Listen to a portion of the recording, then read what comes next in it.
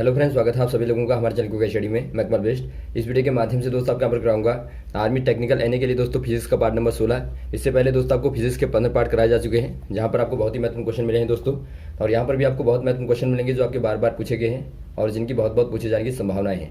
तो आराम से आप कॉपी और पेन निकालेंगे और सारे क्वेश्चन को दोस्तों लगातार नोट करते रहेंगे।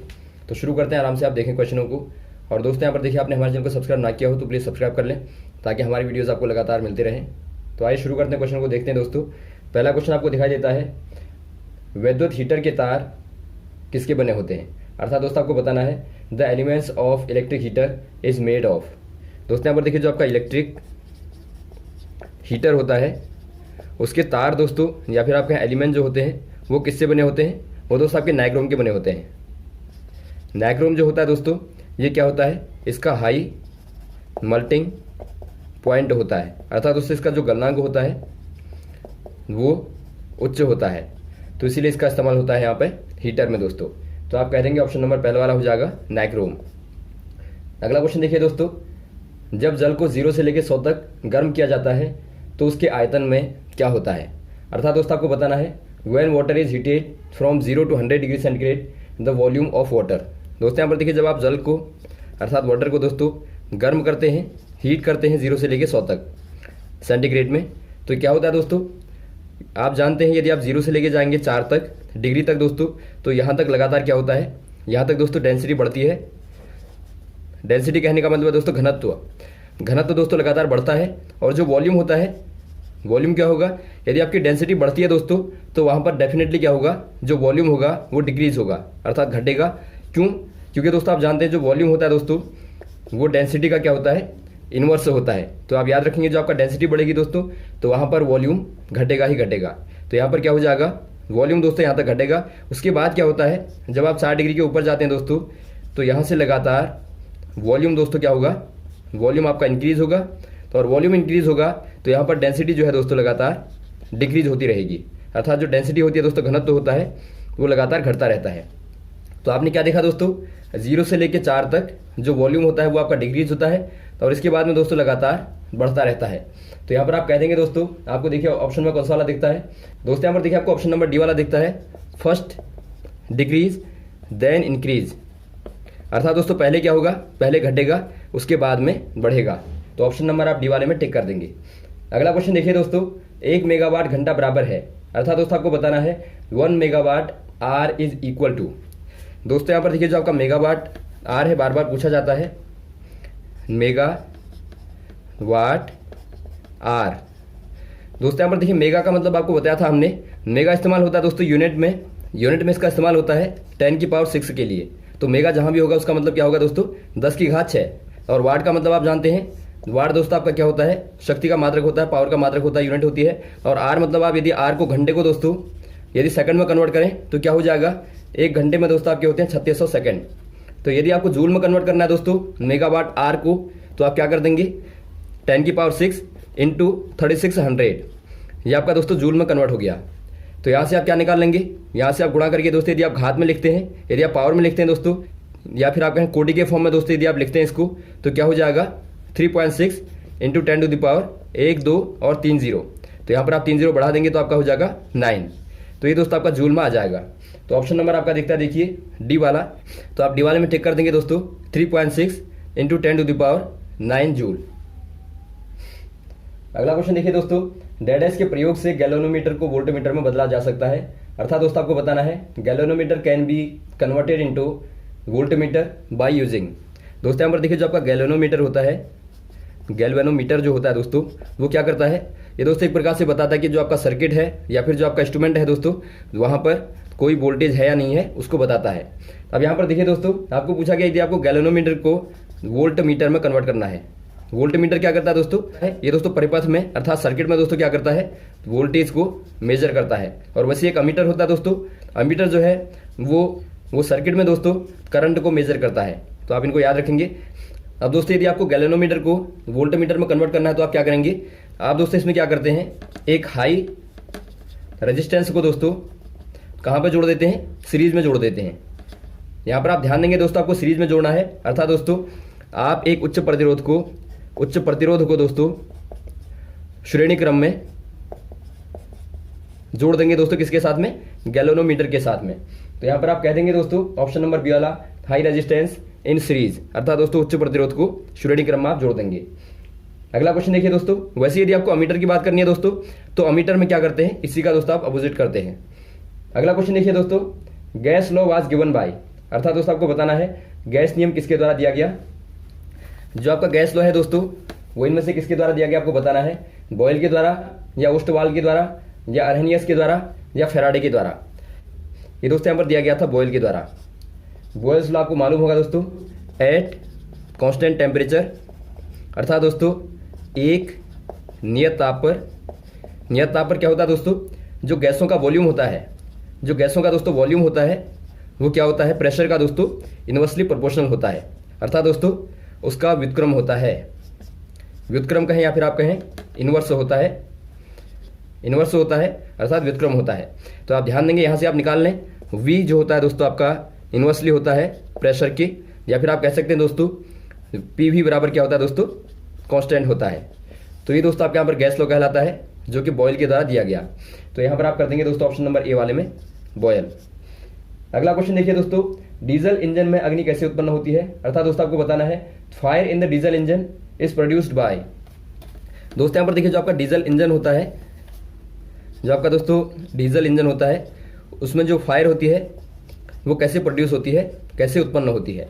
पहला आपको दिया है कंप्रेशन के द्वारा, दूसरा आपको दिया है स्पार्क प्लग के द्वारा, तीसरा आपको दिया फ्रिक्शन के द्वारा, चौथा आपको दिया है सेल्फ स्टार्टेड के द्वारा। ये दोस्तों आपके यहाँ पर होता है कंप्रेशन के द्वारा, दोस्तों कंप्रेशन के द्वारा या फिर आप कहें दोस्तों दबाव के द्वारा इसमें फायर उत्पन्न होती है, फायर प्रोड्यूस होती है।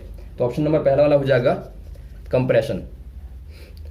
अगला क्वेश्चन देखिए दोस्तों, विद्युत का अच्छा चालक निम्न में से है, अर्थात दोस्तों आपको बताना है which among of the following is best conductor of electricity. आपको बताना है बेस्ट कंडक्टर ऑफ इलेक्ट्रिसिटी, अर्थात दोस्तों आपको विद्युत का अच्छा चालक बताना है। ये आपका दोस्तों बार बार बताया गया है, क्या होता है, सिल्वर होता है दोस्तों, उसके बाद कॉपर होता है, उसके बाद एल्यूमिनियम होता है। तो यहाँ पर आपको मेनली क्या दिया है, सिल्वर आपको दिया होगा, तो आप सिल्वर में दोस्तों टिक कर देंगे। अगला क्वेश्चन देखिए दोस्तों, वैद्युत चुंबकीय तरंगों का उनकी तरंग दैर्ध्य के घटते क्रम में कौन सा क्रम होगा, अर्थात दोस्तों आपको बताना है correct order of the decreasing wavelength of electromagnetic waves. दोस्तों यहाँ पर देखिए आपको इलेक्ट्रोमैग्नेटिक वेव्स दी हैं, यहाँ पर आपको इलेक्ट्रोमैग्नेटिक वेव्स दी हैं दोस्तों, अर्थात वैद्युत चुंबकीय तरंगें दी हैं। इनका दोस्तों आपको डिक्रीजिंग ऑर्डर में दोस्तों वेवलेंथ के क्रम में, वेवलेंथ अर्थात तरंग दैर्ध्य के दोस्तों क्रम में इनको आपको लगाना है। डिक्रीजिंग ऑर्डर कहने का मतलब है दोस्तों आपको अवरोही क्रम में लिखना है, अर्थात पहले बड़ा वाला लिखेंगे, उसके बाद दोस्तों आप लगातार छोटे वाले को लिखते रहेंगे। दोस्तों यहाँ पर देखिए आपको जो दिया है, यहाँ पर आपको पहला दिया रेडियो वेव, दूसरा आपको दिया दोस्तों इंफ्रारेड रेज आपको दिया है, तीसरा आपको दिया है विजिबल लाइट कहें या फिर रेज कहें, चौथा आपको दिया है एक्सरे। दोस्तों यहाँ पर देखिए बार बार आपको बताया गया है जो रेडियो वेव जो होती है दोस्तों, तो जिनका यूज आप जानते हैं संचार पद्धति में भी होता है दोस्तों, जो कि आयन मंडल से टकराने के बाद में दोस्तों कम्युनिकेशन करती हैं, तो ये सबसे बड़ी होती है। इनकी वेवलेंथ जो होती है दोस्तों वो लार्जेस्ट होती है, तो आप कह देंगे रेडियो वेव आपका पहला आएगा। उसके बाद क्या आएगा, उसके बाद पड़ता है दोस्तों आपका इंफ्रारेड। जो आपकी इंफ्रारेड होती है दोस्तों वो आपकी विजिबल के ठीक पहले पड़ती है। जो विजिबल होता है, विजिबल कहने का मतलब है दोस्तों आपका दृश्य प्रकाश जो आपका आप देख सकते हैं, जो आपका बैनिया पिनाला होता है, अर्थात जो आपका VVIG वाले होते हैं दोस्तों, आपके 7 रंग होते हैं, उनको आप बोलते हैं विजिबल लाइट, जिनको आप देख पाते हैं दोस्तों।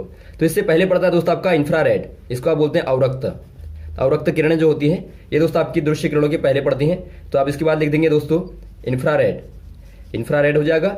इसके बाद आपका विजिबल पड़ता है, अर्थात दृश्य प्रकाश आता है। उसके बाद दोस्तों आपका एक्सरे आता है।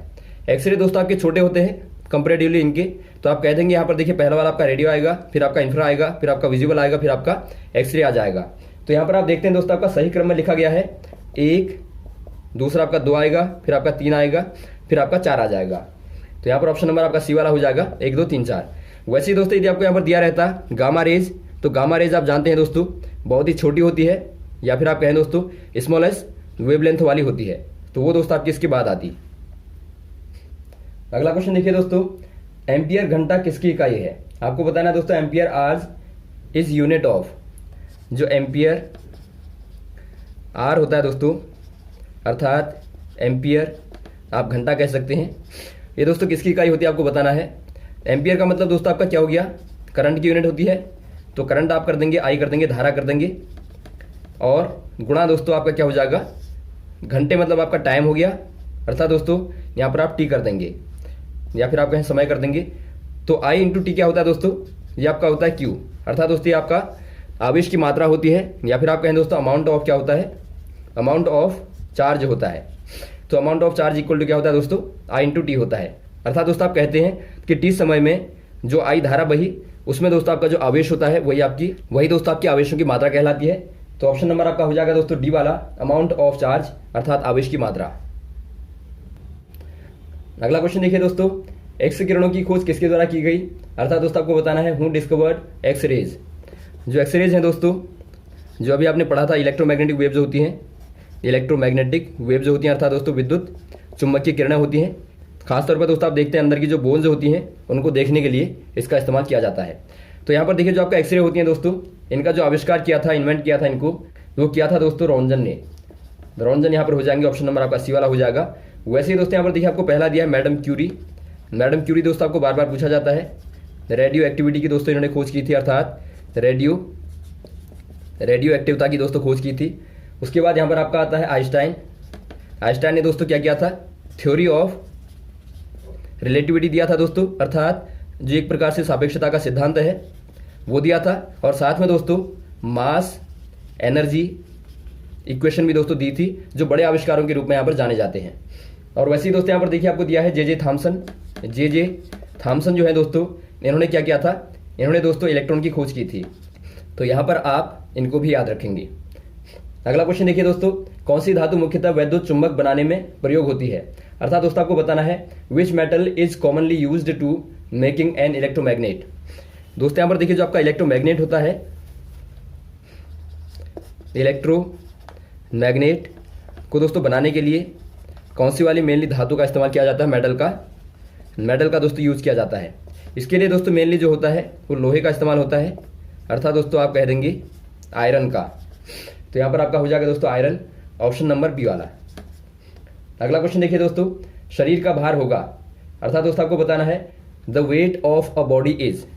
दोस्तों यहाँ पर देखिए जो आपका बॉडी का वेट होता है क्या होता है, वेट या फिर आप कहें दोस्तों भार बराबर होता है दोस्तों W बराबर होता है मास इंटू ग्रेविटी, अर्थात दोस्तों आपका द्रव्यमान गुणा त्वरण होता है, गुरुत्वीय त्वरण होता है।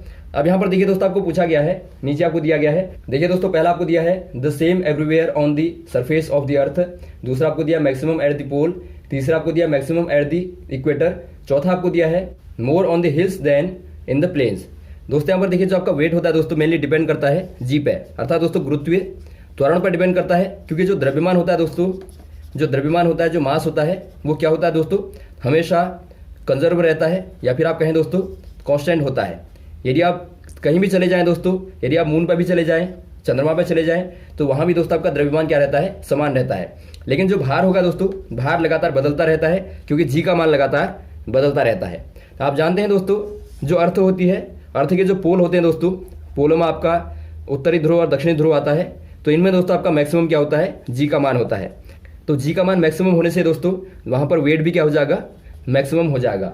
तो आप कह देंगे दोस्तों जो पोल होते हैं वहाँ पर मैक्सिमम होता है, अर्थात यहाँ पर ऑप्शन नंबर आपका हो जाएगा बी वाला, maximum at the pole, maximum at the pole. तो ये आपका यहाँ पर हो जाएगा। तो यहाँ तक दोस्तों आप क्वेश्चन को तैयार करें। यदि आपको वीडियो अच्छा लगा हो तो आप जरूर लाइक करें, शेयर करें दोस्तों, ताकि सर्वाधिक लोगों तक पहुंचे। और साथ ही साथ दोस्तों आप लगातार हमारे चैनल को सब्सक्राइब करते रहें, ताकि हमारा भी प्रोत्साहन बना रहे। Okay, thanks. जय हिंद, जय भारत।